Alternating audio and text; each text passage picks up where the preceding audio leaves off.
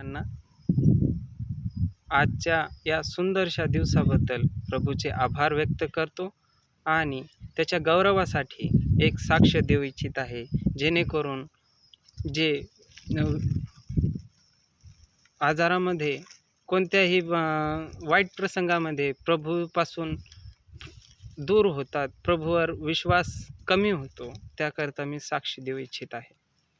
एकेकाळी माझं पोट दुखत होतं. मला डॉक्टरांनी अपेंडिक्स आहे म्हणून सांगितलं होतं. तर मग माझं अपेंडिक्सचं ऑपरेशन झालं. ऑपरेशन सक्सेसफुल झालं, पण माझं सतत ऑपरेशन झाल्यापासून पण पोट दुखतच राहिलं. मग जिथं ऑपरेशन झालं तिथं दाखवलं, पण त्यांनी मला पेनकिलरचं इंजेक्शन दिलं. अजून काही थोडेसे कारणं सांगितले आणि याला बरं लागेल म्हणे, ऑपरेशन झाल्यानंतर हा प्रॉब्लेम होतो म्हणून सांगितलं होतं. सहसा सांगायचं झालं तर ॲसिडिटी, तुम्हाला हायपर ॲसिडिटी झाली म्हणे. आमचा कळत नकळत तिथं हात लागला चुकीने म्हणे, की ज्यामुळे तुम्हाला हा त्रास होत आहे, आणि घरी पाठवून दिलं. तर तरी फरक जाणवत नव्हता. त्या कारणाने आम्ही परत व्हिजिट केलं. त्यांनी पुन्हा म्हणे याला थोड्या दिवसात बरं लागेल आणि परत पाठवून दिलं. पण मग मी म्हटलं त्यांना आपण दाखवतोय, पण हे नीट तर होत नाही आहे. मग कसं आपण दुसऱ्या दवाखान्यामध्ये दाखवू. तर मग मी घाटीमध्ये दाखवलं. मोठा दवाखाना होता, तिथं दाखवलं. तिथं म्हणे याची सोनोग्राफी करावी लागेल, CT स्कॅन करावं लागेल. CT स्कॅनमध्ये आलं की याला पॅनक्रियाटायटिस आहे, म्हणजे स्वादुपिंडाचा आजार आहे. त्याच्या स्वादुपिंड सुजलेला आहे आणि हा जो आजार आहे म्हणे हा बरा होत नाही म्हणे.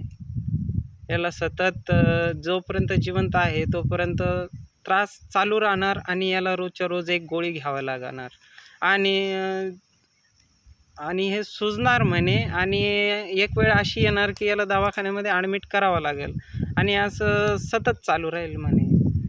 तर 2-3 महिने झाले की मी दवाखान्यामध्ये ॲडमिट व्हायचो. डॉक्टर मला गोळ्या, इंजेक्शन्स, ज्या वेळेस मी दवाखान्यामध्ये ॲडमिट असायचो मला सलाईन वगैरे चालू राहायच्या आणि त्याच्यामध्ये मला अन्न नाही, पाणी नाही, आणि कारण विचारलं तर ते म्हणतात की तुमच्या स्वादुपिंडाला आराम पडला पाहिजे, जेणेकरून तुम्हाला बरं वाटेल. मी म्हटलं अशा जगण्याचा फायदा काय? सतत त्रास, काम करू शकत नाही. काम केलं, हप्ताभर काम केलं तर 2-3 महिन्याचा पगार दवाखान्यामध्ये जातोय. हे जगण्याचा अर्थच नाही म्हटलं. तर मग मी दवाखाना बदलला. होमिओपॅथिक ट्रीटमेंट घेतली. होमिओपॅथिकमध्ये मला वाटलं की आता बरं वाटेल, पण नाही, त्रास अजून वाढला. मग अशी वेळ आली की मला रात्री बेरात्री ॲम्ब्युलन्समध्ये घेऊन जावं लागलं. असं रात्री 2 वाजता, 5 वाजता असं 3-4 वेळेस ॲडमिट केलं. आणि मला आठवतं की लास्ट टाईम मला जेव्हा ॲडमिट केलं होतं त्यावेळेस मला सांगितलं गेलं होतं की नाही, हे आयुष्यभराचं दुःख नाही आणि याला गोळी सतत खावी लागेल आणि सतत त्याचं पोट दुखणार. नंतर मग होमिओपॅथिकमध्ये गेलो तर त्यांनी वेगळंच सांगितलं. ते म्हणे याला लिव्हर हिमोंजियमा आहे. मग लिव्हर हिमोंजियमाची ट्रीटमेंट घेऊ लागलो. बरं तर वाटलं, पण परत औषध बंद केलं की परत त्रास. पण कुठेतरी वाटत होतं की नाही, प्रभूवरती विश्वास धरून तर बघू. आणि प्रभूवरती मी विश्वास ठेवला आणि त्याने मला योग्य ते मार्गदर्शन केलं. माझ्यावर तो फार प्रेम करतो. मला त्याने निवडलं. त्याने मला सार्वकालिक आरोग्य दिलं आणि मी आता एवढा बरा आहे की सांगताना आनंद होतोय की शब्दसुद्धा निघत नाही माझ्या मुखातून. एवढा आनंद होतोय मला की त्याने मला एवढं उभा केलं की मी काम करतो, चालतो फिरतो, गोळी चालू नाही आहे, कोणतं पोट दुखत नाही आहे. या गोष्टीला आता जवळजवळ 1 ते 1.5 वर्ष होऊ लागलं. मी कोणती गोळी खात नाही, काही नाही. त्याच्यामुळे त्याच्या नावाला धन्यवाद, त्याचा गौरव असो. आणि खरोखर ही साक्ष त्यांच्यासाठी आहे की जे आजारामध्ये विश्वास सोडून देतात की प्रभू नाही आहे, देव नाही आहे. पण असं नाही आहे.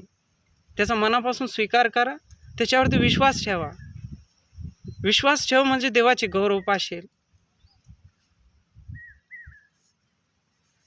त्याच्या नावाला धन्यवाद. त्यानं मला सार्वकालिक आरोग्य दिलं. आणि जो पण हे व्हिडिओ बघत आहे त्यांनी प्रभूवरती विश्वास ठेवावा आणि त्यांना तो योग्य ते देणार आणि सार्वकालिक आरोग्य देणारच देणार. कारण की तो डॉक्टरांचा डॉक्टर आहे. जे अशक्य आहे ते त्याला शक्य आहे. जैविकदृष्ट्या ते जे गोष्ट आपल्याला अशक्य वाटते ते त्याला शक्य आहे.